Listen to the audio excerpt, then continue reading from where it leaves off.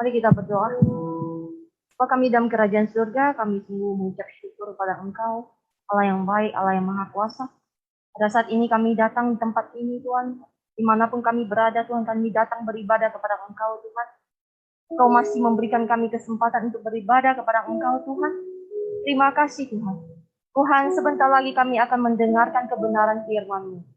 Tuhan, Kau urapi hamba-Mu yang menyampaikan firman-Mu, sehingga apa yang disampaikan oleh hamba-Mu, Tuhan, seturut dengan kehendak-Mu. Tuhan, berkati umat-Mu yang mendengarkan juga kebenaran firman-Mu, Tuhan, sehingga dijamah oleh kebenaran firman-Mu, Tuhan, dan hidup kami semua diubahkan oleh firman-Mu. Terima kasih, Tuhan, kami serahkan waktu kami selanjutnya ke dalam tangan-Mu. Di dalam nama Tuhan Yesus Kristus kami mengucap syukur dan berdoa. Amin. Silakan duduk, saudara-saudara kasih Tuhan. Shalom. Senang sekali kita bisa bertemu tempat ini kembali setelah sekian lama kita tidak ketemu ya. Puji Tuhan. Dan shalom juga untuk yang jemaat yang dikasih di dalam di rumah masing-masing. Nah, saudara-saudara kasih Tuhan, mari kita buka firman Tuhan di Matius 14 ayat 22 sampai 33. Tema khotbah kita pada pagi hari ini adalah Yesus memberikan jaminan yang pasti. Mari kita buka Alkitab kita.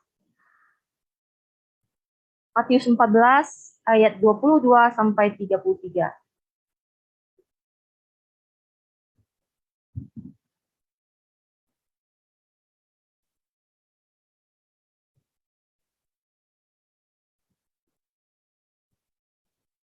Saya akan membacakan firman Tuhan bagi kita semua. Matius 14 ayat 22 sampai 33. Sesudah itu Yesus segera memerintahkan murid-muridnya naik ke perahu dan mendahuluinya ke seberang. Sementara itu ia menyuruh orang banyak pulang. Dan setelah orang banyak itu disuruhnya pulang, Yesus naik ke atas bukit untuk berdoa seorang diri. 3 hari sudah malam, ia sendirian di situ. Perahu murid-muridnya sudah berapa mil jauhnya dari pantai dan diombang-ambingkan gelombang karena angin sakal. Kira-kira jam 3 malam datanglah Yesus kepada mereka berjalan di atas air. Ketika murid-muridnya melihat dia berjalan di atas air, mereka terkejut dan berseru, "Itu hantu!" Lalu berteriak karena takut. Tetapi segera Yesus berkata kepada mereka, "Tenanglah, aku ini, jangan takut." Lalu Petrus berseru dan menjawab dia, "Tuhan, apabila Engkau itu, suruhlah aku datang kepadamu berjalan di atas air." Kata Yesus, "Datanglah." Maka Petrus turun dari perahu dan berjalan di atas air mendapatkan Yesus. Tetapi ketika dirasakan tiupan angin, takutlah ia dan mulai tenggelam lalu berteriak, "Tuhan, tolonglah aku." Segera Yesus mengulurkan tangannya, memegang dia dan berkata, "Hai orang yang kurang percaya, mengapa engkau bimbang?" Lalu mereka naik ke perahu dan angin pun meredalah. Dan orang-orang yang ada di perahu menyembah dia katanya, "Sesungguhnya engkau anak Allah." Saudara-saudara kasihan Tuhan, peristiwa Yesus berjalan di atas air ini juga selain terdapat dalam Injil Matius, juga terdapat dalam Injil Markus dan Yohanes. Yang ketiga Injil ini mencatat peristiwa Tuhan Yesus berjalan di atas air. Nah, di dalam ketiga kitab tersebut, peristiwa ini terjadi setelah peristiwa Yesus memberi makan 5.000 orang. Nah, saudara-saudara kasihan Tuhan, kita tahu kalau kita baca dari awal, kita tahu bahwa setelah mujizat yang dilakukan Yesus memberi 5.000 orang makan, mereka menghendaki Yesus menjadi pemimpin yang akan membebaskan bangsa Israel dari kelaparan dan penjajahan bangsa Romawi. Ya, namun Tuhan Yesus mengetahui maksud mereka dan segera memerintahkan murid-muridnya untuk naik ke perahu dan mendahuluinya ke Genesaret. Nah, sedangkan kepada orang banyak di situ yang tadi Tuhan Yesus beri makan, mereka disuruh pulang oleh Yesus. Dan Yesus sendiri naik ke atas bukit untuk berdoa sendirian. Nah, sementara itu, di tengah perjalanan, di situ dicatat apa? Perahu murid-muridnya diombang-ambingkan oleh angin sakal. Yaitu angin sakal itu adalah angin yang bergerak berlawanan arah, saudara. Jadi sekuat apapun murid-murid Tuhan Yesus itu mendayung untuk sampai ke tempat tujuan, nggak akan sampai-sampai. Nggak akan kunjung tiba di seberang danau. Ya, karena angin sakal. Nah, di tengah segala kesulitan yang murid-murid Tuhan Yesus alami, tiba-tiba Tuhan Yesus datang dengan berjalan di atas air. Nah, yang tadinya angin sakal itu yang menjadi penghalang bagi murid-muridnya untuk sampai ke danau seberang, itu sama sekali bukan hambatan bagi Tuhan Yesus. Ya, sama sekali bukan hambatan bagi Tuhan Yesus. Nah, saudara-saudara kasih dalam Tuhan, dalam hidup ini kadang kita juga mengalami yang namanya goncangan angin sakal, saudara. Goncangan angin sakal dalam kehidupan kita itu dapat berbicara mengenai permasalahan kita, pergumulan kita, ya, penderitaan yang kita alami, tantangan yang harus kita hadapi. Ya, semua itu adalah angin sakal dalam kehidupan kita. Nah, kita tahu bahwa selama manusia hidup di dunia ini tidak ada yang lepas dari masalah, bukan? Sini siapa yang tidak punya masalah atau pergumulan? Atau yang tidak pernah mengalami kesusahan? Tidak ada. Semua kita di dunia ini pasti mengalami yang namanya pergumulan, permasalahan, tantangan hidup, banyak sekali. Ya.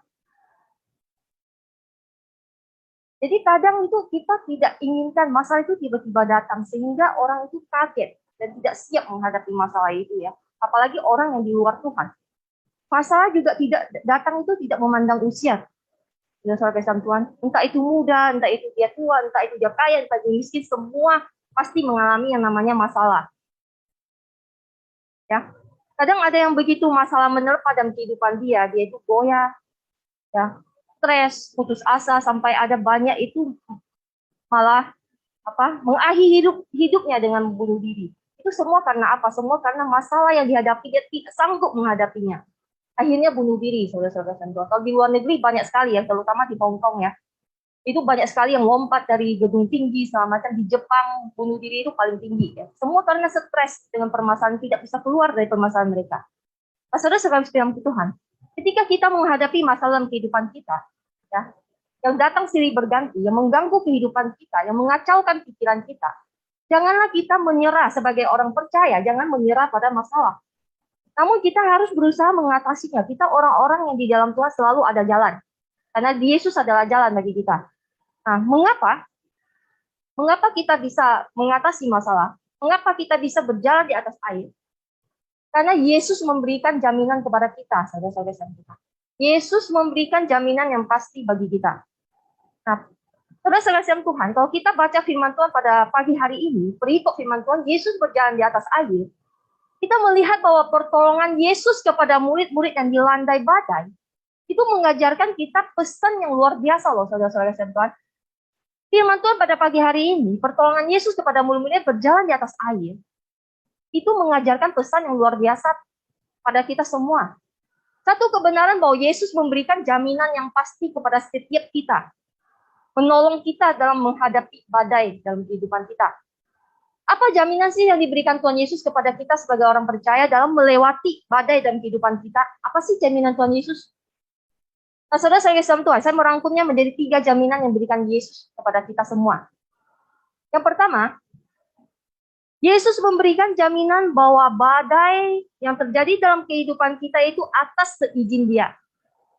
Yang pertama, Yesus memberikan jaminan bahwa badai dalam kehidupan kita, segala sesuatu yang terjadi di kita itu terjadi atas seizin Dia. Nah, saudara, waktu Tuhan Yesus memerintahkan para muridnya itu untuk menyeberang terlebih dahulu ke danau seberang, apakah Yesus tidak tahu bahwa di tengah jalan mereka itu akan mengalami yang namanya angin sakal? Yesus tahu enggak? Tentu saja Yesus tahu. Ya. Jadi saudara sekalian kasih Tuhan, kehendak Tuhan itu harus kita mengerti bahwa kehendak Tuhan itu tidak selalu nyaman bagi kita. Yang namanya kehendak Tuhan itu tidak selalu nyaman menurut kita. Sering kita berpikir bahwa hidup di dalam kehendak Tuhan itu selalu mengenai hal yang menyenangkan, berkatnya berlimpah dalam hidup kita, selalu tentang hal yang menyenangkan bagi kita. Belum tentu loh saudara kasih Tuhan, belum tentu. Hal yang baik menurut kita pun itu belum tentu itu kehendak Tuhan. Justru kadang kita kalau kita perhatikan, justru hal yang menyenangkan bagi kita, hal yang nyaman bagi kita dalam kehidupan kita itu justru kadang malah membuat kita semakin jauh dari Tuhan. Benar nggak? Ketika kita diberkati berlimpah-limpah, kita diberkati dengan kesehatan, dengan kekayaan, hidup aman-aman saja. Kadang kita malah menjadi tidak mengandalkan Tuhan. Malah menjadi jauh dari Tuhan. Karena kita merasa kita bisa sendiri dengan kekuatan kita. Kita seakan-akan tidak memerlukan Tuhan lagi. Saudara Tuhan. Ketika Yusuf berjalan mengikuti kehendak Tuhan, apakah kehidupannya lancar-lancar aja? Kalau kita membaca kisah Yusuf di Alkitab, enggak saudara-saudara kasih Tuhan. Dia dipakai oleh Tuhan. Dia hidup dalam kehendak Tuhan, tetapi hidupnya itu tuh nggak lancar-lancar aja. Ya. Kehidupan Yusuf itu tidak berjalan dengan baik, saudara, kalau kita lihat. Tuhan telah menjadikan bahwa Yusuf akan menjadi pemimpin yang besar. Dipakai Tuhan secara luar biasa. Namun pada kenyataannya kehidupan Yusuf itu tidak berjalan dengan baik-baik, saudara-saudara Tuhan. Tidak nyaman. Jadi kehendak Tuhan itu bisa saja sesuatu yang tidak menyenangkan bagi kita. Ya, sesuatu yang tidak menyenangkan bagi kita. Tetapi harus kita ingat satu hal, bahwa kehendak Tuhan yang sejati, ya, akan selalu membawa kehidupan kita pada proses pendewasaan iman. Saya ulangin ya, kehendak Tuhan tidak selalu menyenangkan bagi kita. Tetapi kehendak Tuhan yang sejati selalu akan membawa proses kehidupan kita semakin dewasa dalam iman. Jadi dalam segala keadaan dan situasi, entah itu baik atau buruk yang kita alami dalam kehidupan kita ini, yang Tuhan izinkan terjadi dalam kehidupan kita, itu agar kita semakin mendekat kepada Tuhan sebenarnya, semakin iman kita itu dewasa. Pencobaan-pencobaan yang kita alami, masalah yang kita alami, yang Tuhan izinkan terjadi dalam hidup kita itu sebenarnya untuk mendewasakan iman kita. Ya. Sehingga kita itu dewasa dalam iman, bukan anak kecil lagi dalam iman. Nah, saudara-saudara kasih Tuhan, inilah sumber kekuatan kita ketika badai itu melanda hidup kita, bahwa Tuhan memegang kendali, Tuhan mengizinkan sesuatu terjadi dalam hidup kita, tanpa meninggalkan kita, saudara-saudara kasih Tuhan. Seluruh yang terjadi dalam dunia ini, segala yang terjadi dalam dunia ini ada dalam kendali Tuhan. Ya, tidak ada satupun yang terjadi itu di luar izin Tuhan. Itu menjadi kekuatan bagi kita bahwa Dia yang memegang kendali terhadap apa yang terjadi dalam hidup kita. Jadi saudara-saudara yang dalam Tuhan, tetaplah percaya bahwa semua yang terjadi dalam hidup kita itu seizin Tuhan dengan tujuan untuk mendewasakan iman kita demi kebaikan kita. Karena Tuhan selalu memberikan yang terbaik bagi kita, walaupun kadang tidak nyaman. Ya saudara-saudara dalam Tuhan, jadi ketika kita mengalami hal yang tidak menyenangkan dalam hidup ini, kita patut memikirkan kebenaran ini bahwa Tuhan izinkan itu terjadi dalam hidup kita. Untuk mendewasakan iman kita, untuk kebaikan kita. Dia memegang kendali. Dia mengizinkan itu terjadi, ada tujuannya. Itu menjadi kekuatan bagi kita sebagai orang percaya. Nah, saudara-saudara kasih dalam Tuhan, saya akan memberikan satu ilustrasi. Jadi ada satu penelitian yang pernah dilakukan oleh para peneliti tingkah laku. Jadi ada sekelompok orang ya yang khusus meneliti tingkah laku. Penelitian yang pertama ya, mereka memakai tikus ya untuk bahan penelitian mereka. Penelitian yang pertama, mereka memasukkan beberapa ekor tikus ke dalam sebuah tangki air. Itu tangki yang berisi air yang licin bahannya, ya. Sehingga tikus-tikus itu tidak bisa keluar dari tangki itu yang diisi dengan air. Nah, para peneliti ini mau mencari tahu dan mau memperhatikan berapa lama waktu sih yang dibutuhkan tikus-tikus ini mampu bertahan sebelum tikus itu tenggelam. Berapa lama sih waktunya sebelum tikus itu tenggelam? Dia mampu bertahan berapa lama tikus itu? Hasilnya berapa, saudara-saudara Tuhan? Hasilnya cuma 17 menit. Akhirnya tikus itu tenggelam, mati. Ya. Nah, saudara-saudara Tuhan, penelitian yang kedua, para peneliti ini mengadakan percobaan yang sama, yaitu mereka memasukkan berapa tikus ya, ke dalam sebuah tangki air yang bahannya licin, berisi air ya. Nah, namun ada sedikit perbedaan dari percobaan yang pertama. Yang berbeda kali ini, sebelum tikus-tikus itu tenggelam, yaitu sebelum 17 menit. Sebelum tikus itu tenggelam, tikus ini diangkat dari tangki air itu. Lalu dikembalikan ke kandang mereka, kandang tikus. Lalu diberi makan. Diberi waktu beberapa hari untuk istirahat dalam kandang mereka.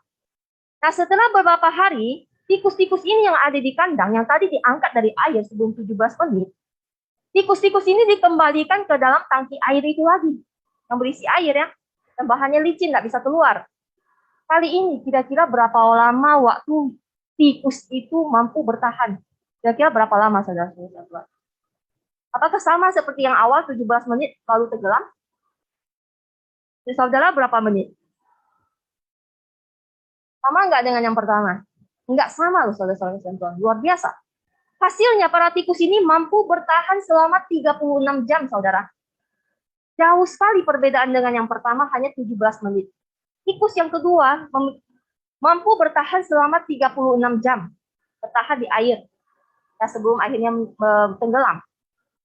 Pasti kita bertanya-tanya, kenapa bisa hasilnya berbeda jauh dengan percobaan yang pertama?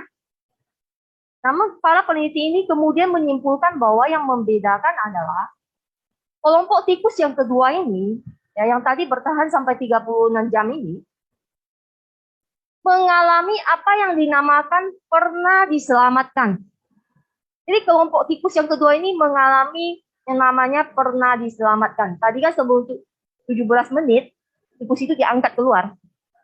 Setelah itu dicobai lagi, baru dia bertahan 36 jam. Saudara-saudara. Jadi tikus yang kedua ini mengalami pernah diselamatkan. Ya, yang awal-awal tadi diangkat sebelum dia tenggelam.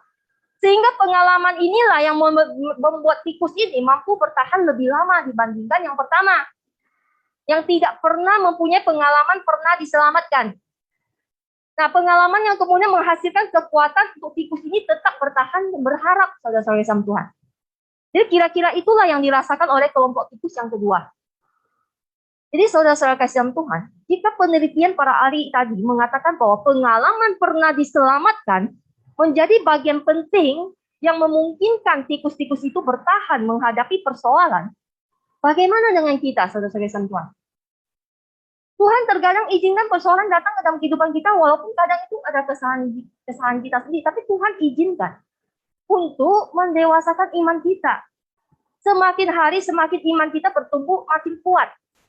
Ketika kita sudah mengalami pertolongan Tuhan, ketika kita menghadapi masalah, maka permasalahan kita yang selanjutnya, kita akan lebih mampu bertahan dan berharap bahwa Tuhan yang dulu pernah menolong saya. Jadi ada harapan bahwa sekarang pun Tuhan akan menolong saya. Jadi ada harapan gitu. Untuk dia bisa tetap bertahan. Karena dia pernah mengalami pertolongan. Pernah diselamatkan. Begitu juga dengan kita, saudara-saudara Tuhan, dalam kehidupan kita dari awal kita percaya Tuhan Yesus sampai saat ini. Kita pasti banyak mengalami yang namanya pertolongan Tuhan dalam setiap permasalahan kita. Ketika tidak ada jalan keluar, ketika tidak ada yang bisa menolong kita, siapa yang menolong kita? Tuhan. Kita sudah mengalami semua itu. Itu hanya menjadikan kekuatan bagi kita untuk kedepannya menghadapi persoalan yang lebih berat lagi. Benar nggak, saudara-saudara Tuhan? Makanya sering di Mazmur, Daud berkata bahwa aku mengingat perbuatan-perbuatan Tuhan yang dahulu. Itu menjadi kekuatan bagi dia untuk menghadapi persoalan saat ini yang melanda dia. Ada kekuatan, ada pengharapan. Karena sudah mengalami yang namanya pernah diselamatkan. Pernah ditolong. Nah itu saudara-saudara. Makanya oleh sebab itu, penting sekali kita kadang merenungkan apa yang sudah terjadi dalam kehidupan kita sebelumnya. Dari awal kita percaya Tuhan Yesus, apa sih yang dilakukan Tuhan Yesus bagi kita? Apa sih pertolongan apa sih yang sudah Tuhan Yesus lakukan bagi hidup kita? Pengalaman bersama Tuhan Yesus yang luar biasa. Kita jangan lupakan itu gitu loh. Kita perlu merenungkan kembali, flashback gitu. Apa sih pertolongan Tuhan? Coba hitung. Berkatnya Tuhan, pertolongan Tuhan, jalan yang Tuhan kasih, semuanya itu kita ingat kembali gitu. Itu menjadi sebuah kekuatan, pengharapan bagi kita kepada Tuhan saat ini dalam menghadapi, bahkan ke depannya kita dalam menghadapi persoalan yang kita alami yang lebih berat lagi. Saudara-saudara Tuhan, inilah bahwa segala sesuatu yang Tuhan izinkan terjadi dalam hidup kita untuk mendewasakan iman kita, supaya kita semakin kokoh dalam iman, supaya tidak cengeng, tidak gampang menyerah. Nah, saudara-saudara Tuhan, itu adalah poin pertama, bahwa segala sesuatu yang terjadi dalam hidup kita Tuhan izinkan ya untuk mendewasakan iman kita.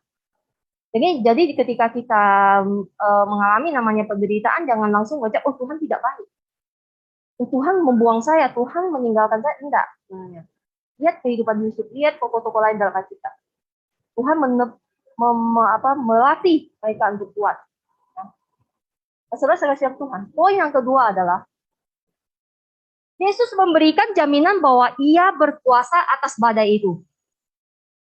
Yesus berkuasa atas badai itu. Jadi Yesus berkuasa atas semua persoalan yang kita alami. Pada saat murid-murid Yesus ketakutan karena kapal mereka dilanda oleh badai yang hebat. Yesus tiba-tiba muncul di tengah badai dengan apa? Berjalan di atas air, saudara. Mengapa Yesus berjalan di atas air? Mengapa dia tidak langsung aja langsung ke perahu itu? Atau dari jauh aja dia meredakan itu badai? Bisa aja kan? Karena dia kan Allah Maha Kuasa. Bisa. Kenapa enggak? Kenapa dia harus berjalan di atas air, saudara-saudara Tuhan? Mengapa Yesus datang menolong dengan berjalan di atas air? Perlu kita ketahui bahwa tindakan Tuhan Yesus berjalan di atas air ini punya makna dan tujuan. Yesus kalau melakukan sesuatu itu bukan tanpa makna dan tujuan. Pasti ada makna dan tujuan di balik itu. Saudara-saudara Tuhan, apa makna simbolis yang ingin Yesus tunjukkan kepada murid-muridnya dan kita semua pada hari ini? Saya mau tanya, yang menjadi persoalan pada murid itu apa sih? Yang menjadi persoalan atau ketakutan para murid itu apa sih waktu itu? Yang menjadi persoalan atau ketakutan para murid itu pada saat itu adalah gelombang air yang disebabkan oleh angin sakal. Ya, yang mengombang-ambingkan perahu mereka. Mereka takut tenggelam karena gelombang yang besar. Itu sebabnya Yesus berjalan di atas air. Karena dengan berjalan di atas air, Yesus ingin menunjukkan bahwa segala persoalan, segala ancaman, segala ketakutan yang dihadapi oleh murid-murid Tuhan Yesus di atas kapal, itu hanyalah berada di bawah telapak kaki Yesus, saudara. Gelombang hebat yang ditakuti oleh para muridnya itu ada di bawah telapak kaki Yesus. Yesus berjalan di atas gelombang yang sedang mengamuk. Nah, saudara-saudara Tuhan, dengan berjalan di atas air, dalam gelombang yang ganas, Yesus ingin menunjukkan bahwa dia memang Tuhan atas ciptaan. Dia memang Tuhan atas ciptaan. Dan karenanya kita tidak perlu takut dan ragu. Dia berkuasa atas seluruh ciptaan. Ya. Saudara-saudara Tuhan, di ayat 27, Tuhan Yesus berkata kepada mereka, tenanglah aku ini, jangan takut. Tuhan menyuruh Petrus untuk tenang dan jangan takut. Nah, kalau saudara telusuri, kata tenang di sini dalam bahasa aslinya adalah terseo. Ya, ini sering dipakai Yesus untuk menguatkan orang-orang yang datang kepada dia, orang-orang yang sakit yang datang kepadanya. Sering pakai kata ini untuk menguatkan orang-orang sakit yang datang kepada Yesus. Nah, kata ini tenanglah ini dalam bahasa aslinya mengandung makna kok peneguhan agar tetap tenang, peneguhan bagi kita semua agar kita tetap tenang, tetap percaya, tetap teguh hati, serta tidak bimbang. Nah, inilah arti makna dari kata tenanglah. Nah, supaya kita tetap percaya, tetap yakin, tetap teguh hati, tidak bimbang. Nah, sedangkan rasa aku ini, karena David bilang tenanglah aku ini, jangan takut. Rasa aku ini, dalam bahasa aslinya itu adalah ego ini, saudara. Inilah aku. Ini bukan hanya menunjuk pada jati diri Yesus, tetapi menunjuk kepada hakikat Yesus sebagai Allah yang Maha Kuasa. Ya, Yesus ini menunjukkan bahwa Dia Allah yang Maha Kuasa, saudara-saudara Tuhan. Jadi tidak ada yang perlu ditakuti. Dia yang menciptakan semesta alam. Dia Allah yang mengendalikan segala sesuatu. Ini loh yang ingin Tuhan Yesus sampaikan. Nah, maka di ayat 27 ini Tuhan Yesus ingin mengatakan kepada Petrus saat itu dan kepada kita semua saat ini, agar apapun yang kita hadapi, kita tetap tenang. Teguhkan hati kita. Tetaplah percaya kepada Allah Sang Pencipta kita. Ya. Bahwa hanya Allah yang sanggup menyelamatkan kita.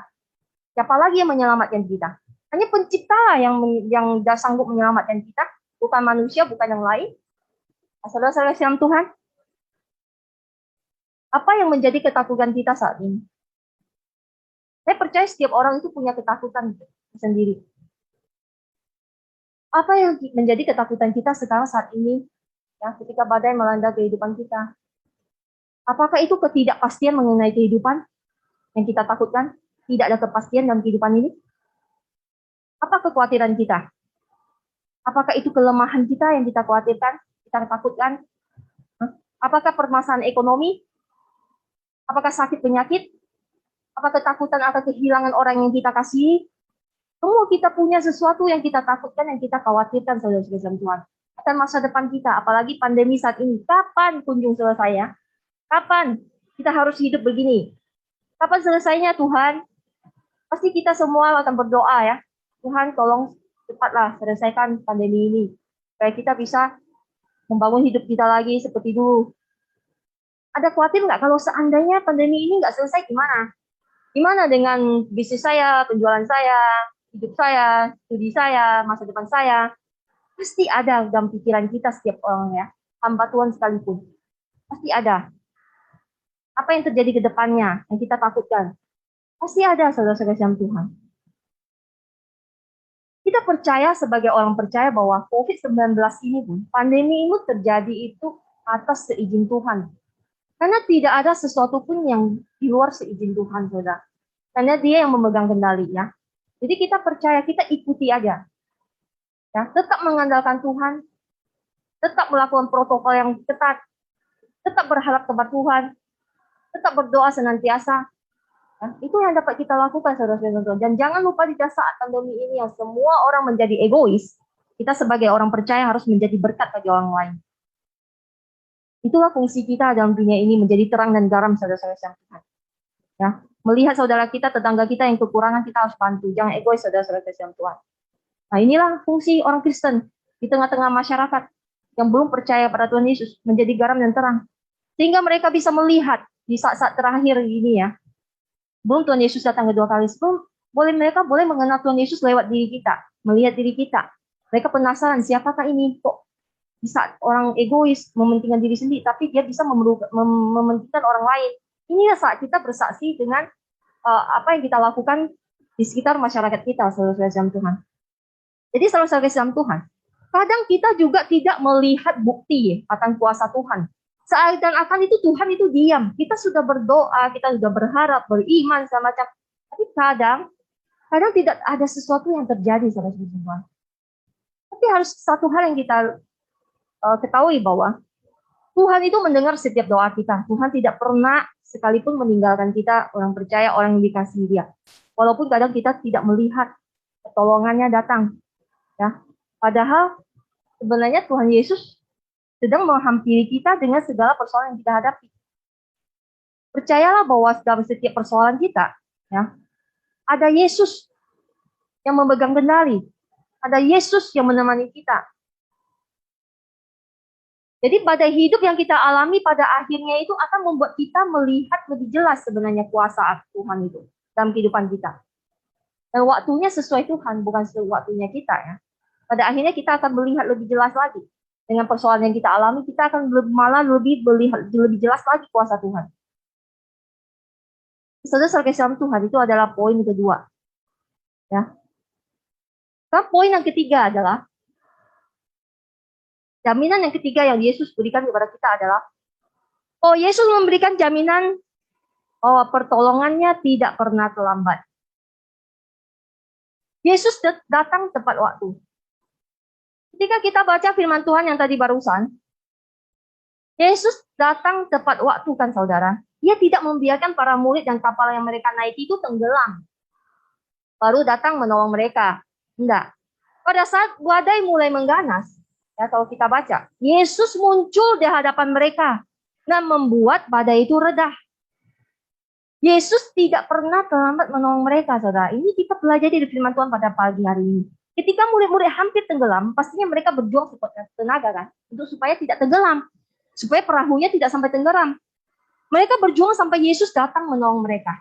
Ini menarik, saudara, bahwa Yesus datang tepat waktu. Nah, waktunya siapa?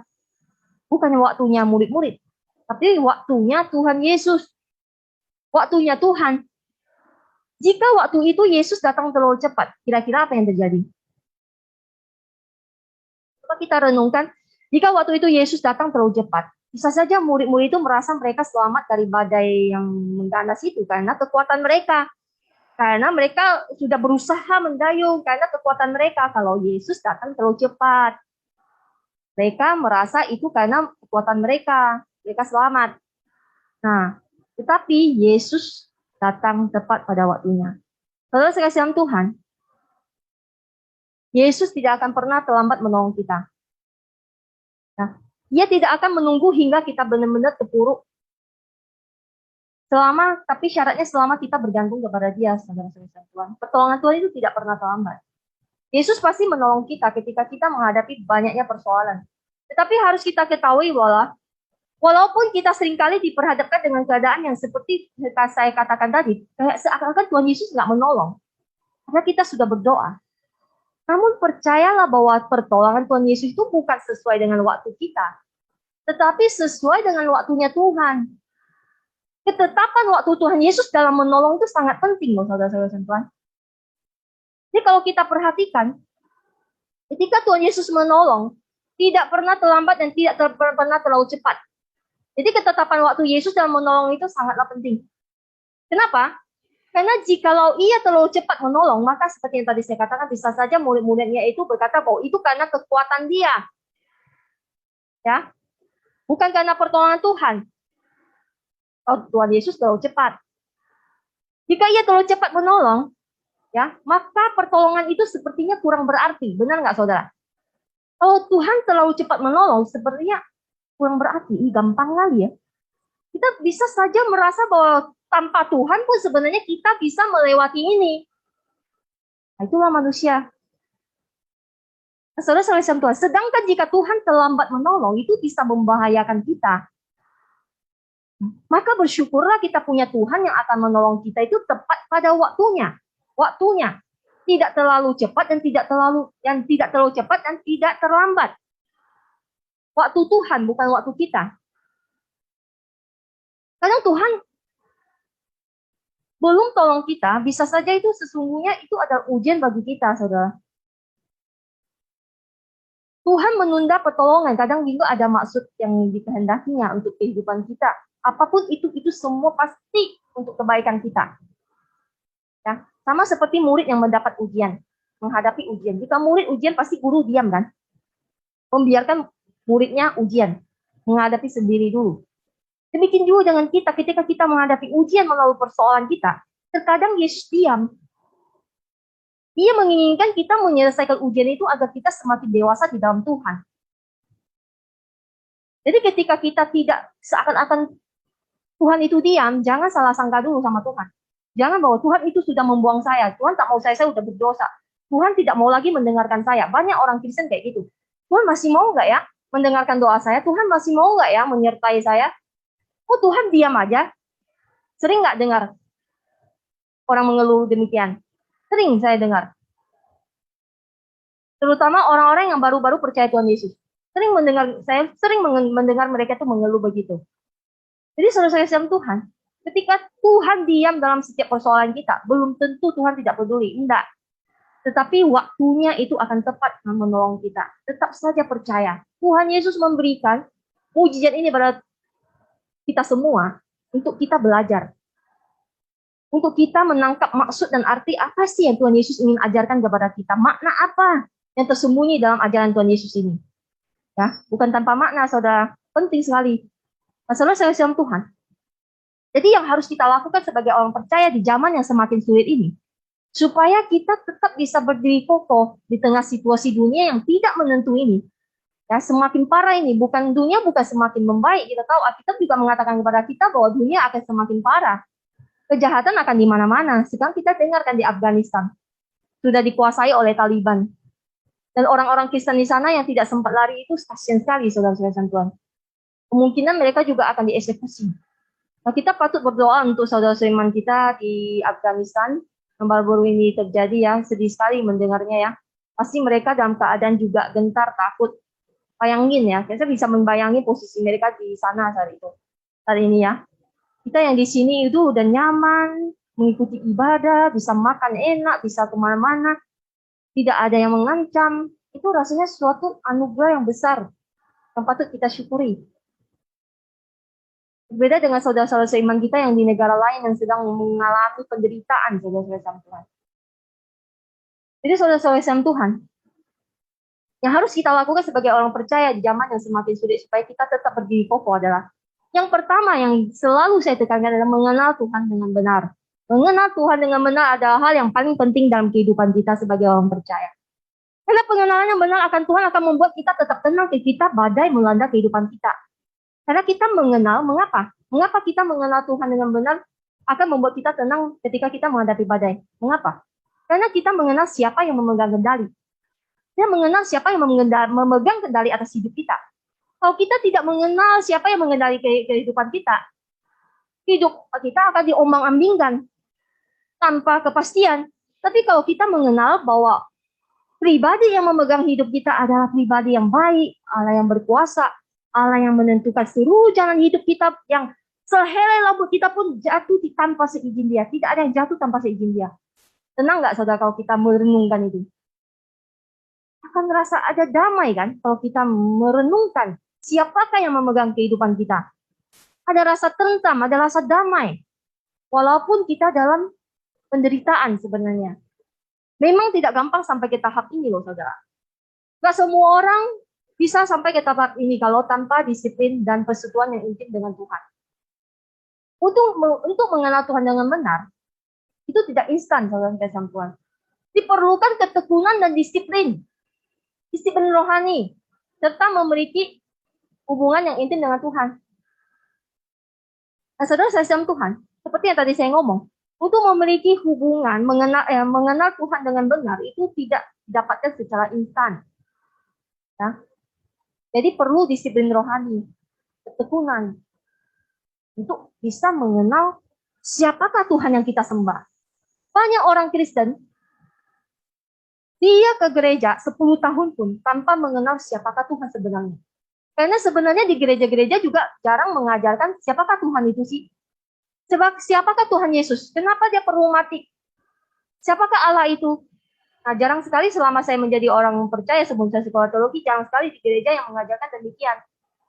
Makanya, ya, untuk kedepannya ya, gereja kita itu akan lebih banyak mengajarkan tentang doktrin-doktrin yang utama gitu. Jadi jemaat jangan merasa bosan ketika kita mengajarin doktrin-doktrin, ajaran-ajaran yang lebih berat ya tentang siapakah Tuhan, Tuhan Yesus itu Tuhan, Yesus itu Tuhan atau apa? Nah, karena saudara-saudara Tuhan, dalam bulan lalu dan bulan ini itu ada saksi Yehova yang telepon kita, ya. Dia telepon ke Edison. Mereka gencar sekali saudara, karena dia melihat perang kita itu, restoran kita itu ada nomor kita. Jadi dia itu datang ke tempat kita, melihat nomor kita, dan dia itu menelepon kita. Dia menginjili kita.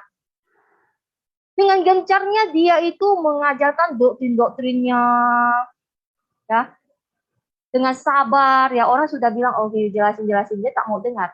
Yang maunya dia memaksakan apa yang dia percayai.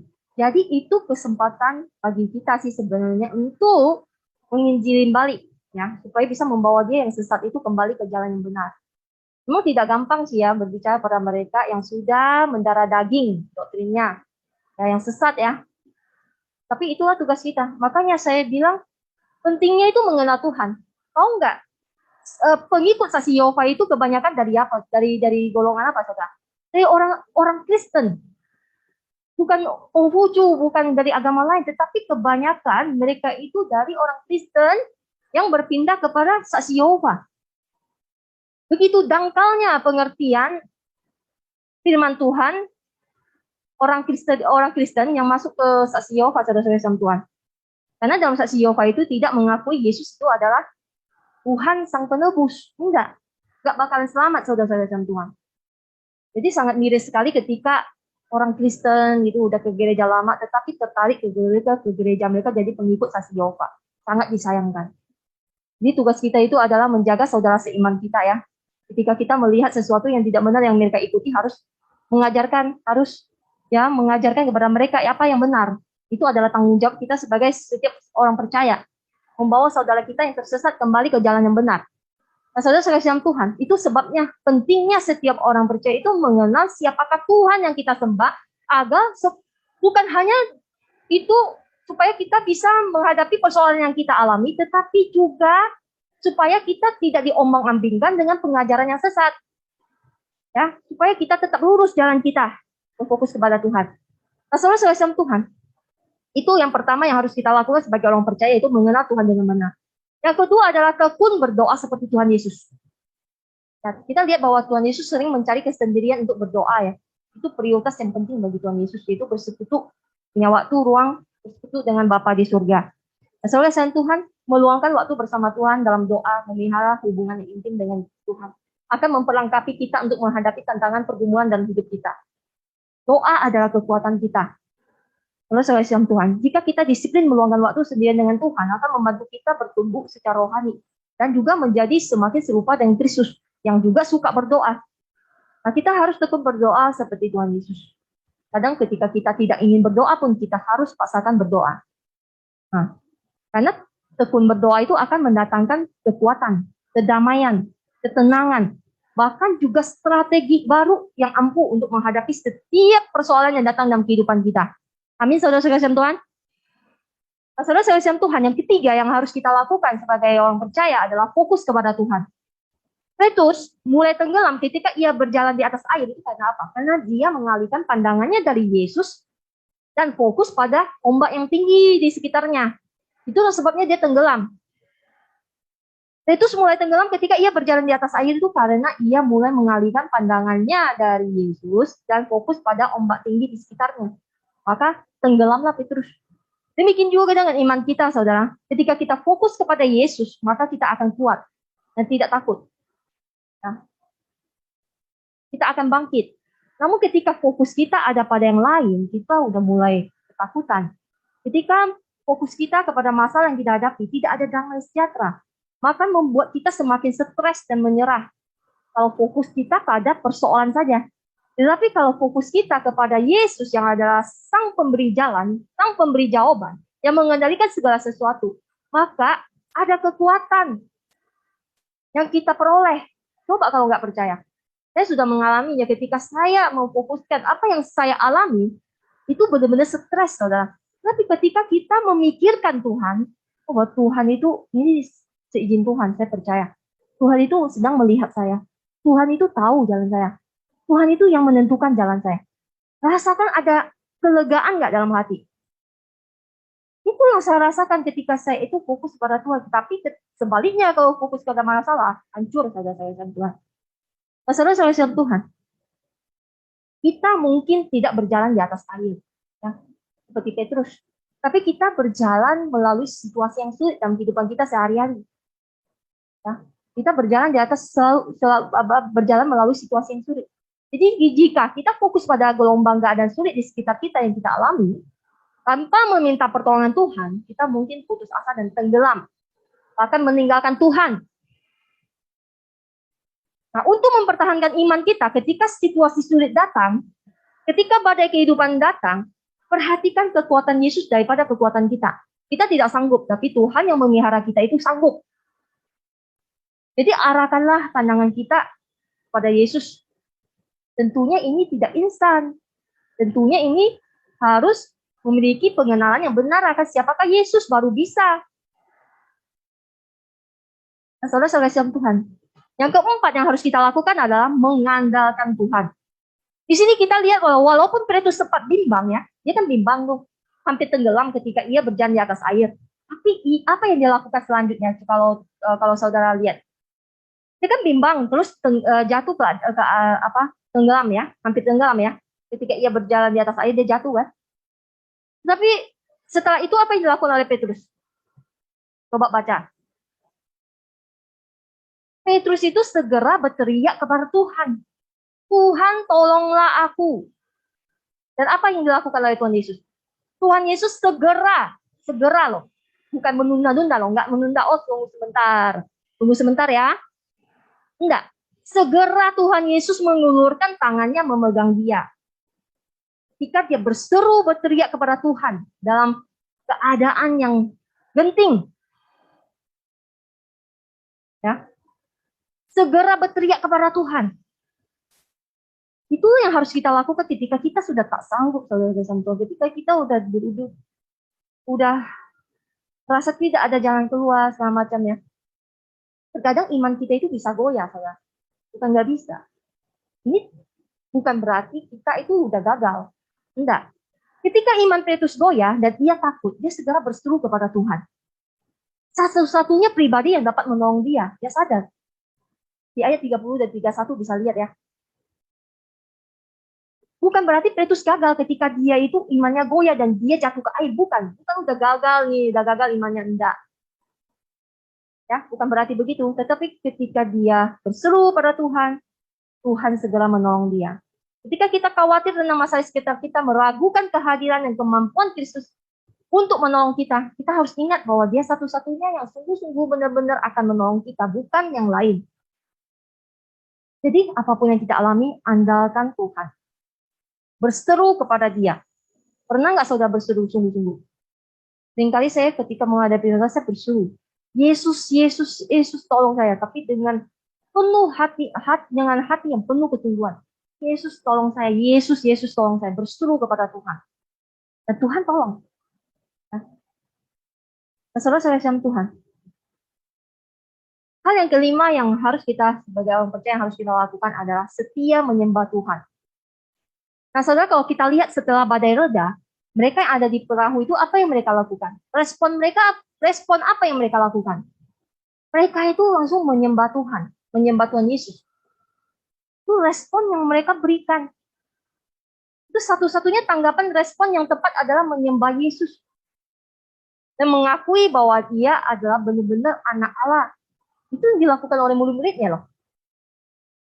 Dan peristiwa itu telah meneguhkan iman mereka terhadap Yesus. Dan sangat meyakinkan mereka bahwa dalam dialah terdiam seluruh kepenuhan kealahan. Ya. Sebab semua orang tahu bahwa tidak seorang pun kecuali Sang Pencipta alam semesta yang mampu melipatkan gandakan roti. Ya. Tidak seorang pun kecuali Sang Penguasa yang sanggup berjalan di atas air. Siapa yang bisa melakukan mujizat yang luar biasa seperti itu? Tuhan. Oleh sebab itu dengan bukti tersebut mereka membuat pengakuan iman. Sesungguhnya engkau anak Allah. Memang sebelumnya itu mereka sudah tahu bahwa dia adalah anak Allah. Tapi sekarang mereka lebih yakin lagi dengan apa yang dilakukan oleh Yesus. Jadi mereka di situ itu setelah ditolong Tuhan Yesus itu mereka meresponi pertolongan Tuhan dengan apa? Dengan menyembah Tuhan. Ada banyak orang yang sudah ditolong Tuhan, termasuk kita, tidak tahu berterima kasih. Benar nggak saudara? Kadang saya juga kayak gitu loh. Setelah waktu susah-susahnya kita berseru pada Tuhan, setelah Tuhan tolong saya akan lebih bersungguh-sungguh lagi. Saya akan melakukan ini dan ini. Tetapi setelah penderitaan kita lewat dan karena Tuhan tolong kita seringkali lupa loh. Kita kembali lagi ke kehidupan normal gitu tanpa masalah, aman-aman aja gitu. Jadi tidak merespon dengan baik, tidak merespon dengan seharusnya. Kita sering lupa akan pertolongan Tuhan dalam hidup kita, apa yang sudah Tuhan lakukan dalam hidup kita. Jadi firman Tuhan pada pagi hari ini mengajarkan pada kita bahwa penyembahan adalah respon kita terhadap keagungan dan kebesaran Tuhan. Kita pertolongan Tuhan dalam hidup kita. Tapi penyembahan yang sejati adalah memuji dan menyembah Allah meski dalam menderita. Ya. Terus saya itu harus bedakannya. Penyembahan yang sejati adalah tetap memuji Tuhan, tetap menyembah Tuhan meski dalam menderita. Mengucap syukur walau sedang menderita. Mengasihi dia meski belum ditolong. Ada yang mengatakan begini, iman sebesar biji sesawi dapat memindahkan gunung. Tetapi iman yang sejati tetap percaya walaupun gunung tidak berpindah. Itu adalah statement dari seorang pendeta terkenal di Indonesia ya. Saya lupa namanya kalau Hikman Silait kalau nggak salah. Statement itu luar biasa loh, saudara. Iman sebiji sesawi dapat memindahkan gunung, tetapi iman yang sejati tetap percaya walaupun gunung tidak berpindah. Nah, saudara-saudara Tuhan, itulah kebenaran yang harus kita pelajari. Jangan menjanjikan pada orang kau pasti ditolong oleh Tuhan. Kamu pasti dibebaskan dari segala sakit penyakit. Ya, ketika dia tidak mengalami itu, dia akan kecewa sama Tuhan. Memang ada terjadi Tuhan itu pasti menolong, ya. Kalau kita beriman kepada dia, tetapi ada kasus-kasus tertentu yang Tuhan izinkan terjadi. Bukan Tuhan tidak tolong, tetapi ada maksud dan tujuannya. Supaya orang tidak salah paham. Makanya, dalam menderita sekalipun, walaupun belum ditolong Tuhan, tetap kita mengasihi Tuhan. Tetap kita setia kepada Tuhan. Tetap yang kita sembah adalah Tuhan, Allah Tritunggal. Tidak ke yang lain. Itu penting sekali, saudara-saudara Tuhan. Karena banyak pengajaran di luar sana yang mengajarkan, kamu ikut Tuhan pasti enak. Kamu ikut Tuhan pasti nyaman. Ketika orang itu tidak memiliki itu, apa yang dia akan lakukan? Pembohong. Gak mau lagi dia percaya. Itu kan saudara-saudara Tuhan. Nah, jadi saudara-saudara dalam Tuhan, firman Tuhan pada pagi hari ini mengajarkan kepada kita bahwa bagaimanapun besarnya persoalan kita, pergumulan kita, penderitaan kita, Yesus memberikan kita jaminan yang pasti. 3 jaminan yang Tuhan Yesus berikan kepada kita. Yang pertama, Yesus memberikan jaminan bahwa badai itu terjadi sesuai dengan atas seizin Dia. Yang kedua, Yesus memberikan jaminan bahwa Ia berkuasa atas badai itu. Yang ketiga, Yesus memberikan jaminan bahwa pertolongannya tidak pernah terlambat. Tidak terlalu cepat dan tidak terlambat. Itu waktu Tuhan.